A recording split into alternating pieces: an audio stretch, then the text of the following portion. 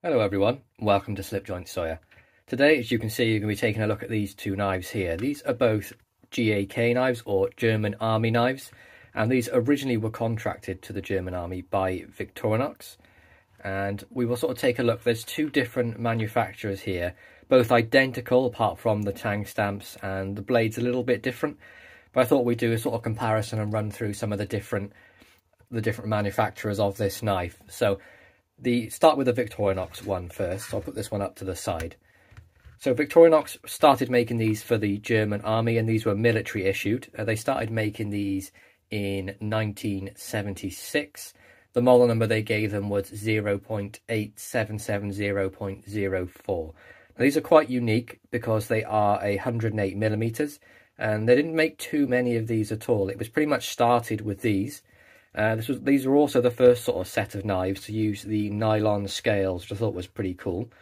I recently did a restoration on this exact knife here. If you want to check that out, I will link it at the end of the video.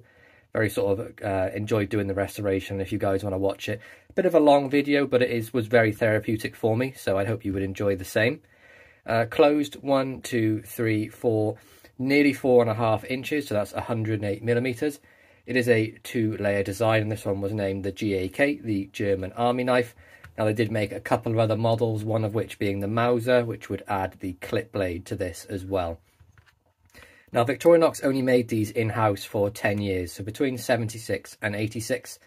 And then they shipped out the parts to the Adler Messer GmbH between 86 and 97. And then until they stopped making these, I want to say it was in like 03, around that sort of time frame. I could be wrong. A bunch of different contractors have made them from different companies. But I thought we'd run through the differences and how we can sort of date this as best as we can. There's not really many ways to date these, as they were just sort of military issue. They were put together and sort of sent out. But as I mentioned, 108 millimeters. This one is the one by Victorinox. So you can see you have the German Army insignia there with these really grippy nylon scales. On the back, you can see it's just plain apart from the grips. And I mean, they are really grippy. You get the punch on the front here. And I will say the punch on this one is easy to get out. The one on this one made by B&H, I cannot get it out without pliers. It's incredibly stiff. I've cleaned it, oiled it. Just the spring on it is very strong. But the punches are identical. You can see you've got this long, slender punch with a nail nick and then a nice sort of edge on there and a point as well. You see the nail notch cut out there so you can access it. And then you'll also get the corkscrew on the back. 1, 2, 3, 4, nearly 5 spirals on that. Obviously it's larger, so they've given it a larger corkscrew, which is nice to see. Two-bladed, as I mentioned. We have a very nice lanyard hole. First layer, you get this really unique sort of combo tool that was made especially for this model. And you'll notice here there's a little guard. Now that came sort of standard, so you could use, at the top here we have a cap lifter, a can opener, tin opener. Basically the smaller combo tool you would get on the compact and on the waiter, things like that. They made a larger version and then added a saw to it, which is why this came with this sort of guard. See, that just slides off and you can see those teeth there. They're incredibly aggressive. So obviously you don't want to be using that and putting your hand on the teeth. That's not going to go down too well. Now, I have only got one of these that I picked up off the secondary market because they seem to get lost quite easily because they literally just slide on like that. But you can see, excuse me, not the camera, that it just fits very nicely in that channel, and you can just see where it sticks up on the top here. But very nice action on that, nice pull. They're a quite strong pull on these. I'd say they're at least a 7 for the one I have here. And then the length of this saw tool is 1, 2, where are we? 1, 2, 3, nearly 3.5. So unfortunately this one isn't going to be sort of UK legal, but again, the size of the knife you're to expect that it's not going to be UK legal. But it's a shame because it's a really nice one to use. It's one I sort of use around my property. I've had this maybe about a week and a half, 2 weeks, and I've really enjoyed using it. Although it's larger, don't normally carry a larger knife, but the way this thing's put together and you get a really nice full handle and nice grippy scales, it's perfect sort of use in the wet. But yeah, action very nice on this. And then behind that then you get the main blade. Now I did have to do a little bit of work on this main blade. The tip was a bit a bit messed up. So you can see the file marks on the back there. So it is a little bit shorter than it's meant to be. And it does sit a tiny bit proud. You can see that there. But I don't want to cut any of the tang off underneath to lower it down, because that nail neck will be, well, it won't be accessible. So I've just sort of gone with the compromise and left that little bit of blade sticking out. But I'm not going to catch myself on it with this thing down anyway, because you're going to catch the ramp of this. But you can see blades had a lot of use. I've given it a nice sharp edge. That Victorinox finish is under there somewhere, underneath all the scratches. See the nail neck on there, and then on this one you have the Victorinox tang stamp. Victorinox Switzerland stainless rust fry. So now the best date range I can really give to this. So in 1985 they introduced a nail file to the combo tool at the top here. So this is pre-85, and they only made these from 76. So there's a 9-year range this could have been made. So I'm going to say it's probably about an 80, and give it go bang in the middle and say this is a 1980s-ish model.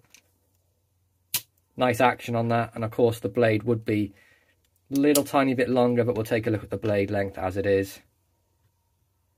And that's sitting at 1, 2, 3, 3¼ It's probably 3.3, 3.4 inches full, with that blade length not been cut off. But let's take a look at one from another manufacturer and see what the sort of the differences are. Now, from what I can find out online, they are absolutely identical, apart from there's a lot of people on the forum saying that they think the blade steel is a bit harder on this model from it being sharpened. I didn't really notice when I sharpened both of these, but there's been a lot of people saying that it is, but I don't know. There's no sort of proof to that. Nowhere really says. It just says stainless steel for both. But again, you can see the identical combo tool on that. Of course, this one with the guard. Identical lengths. See that there.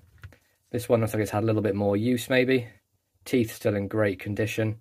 That combo tool on there as well. And the snap on this is a total bear trap. We'll say the snap on this is a bit more than the Victorinox.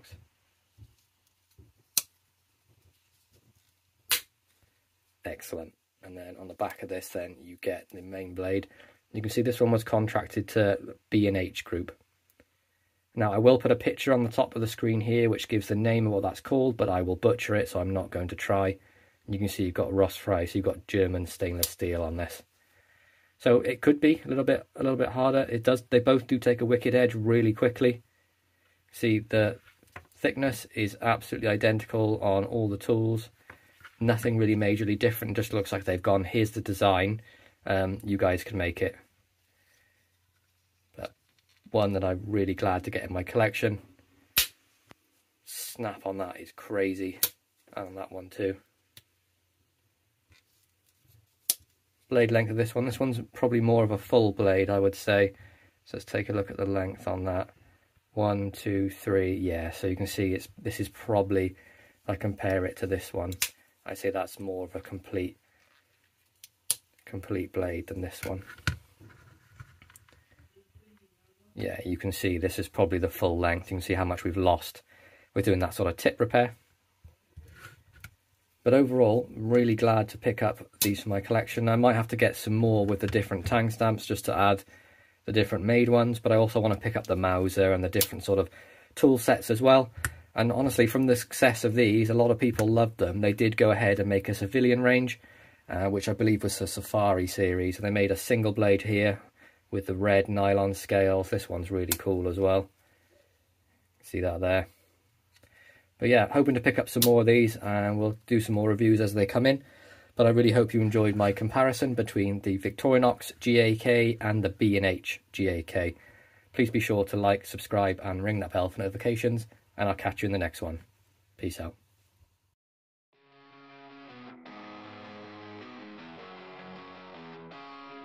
Matt's got a gentleman sharp as a blade.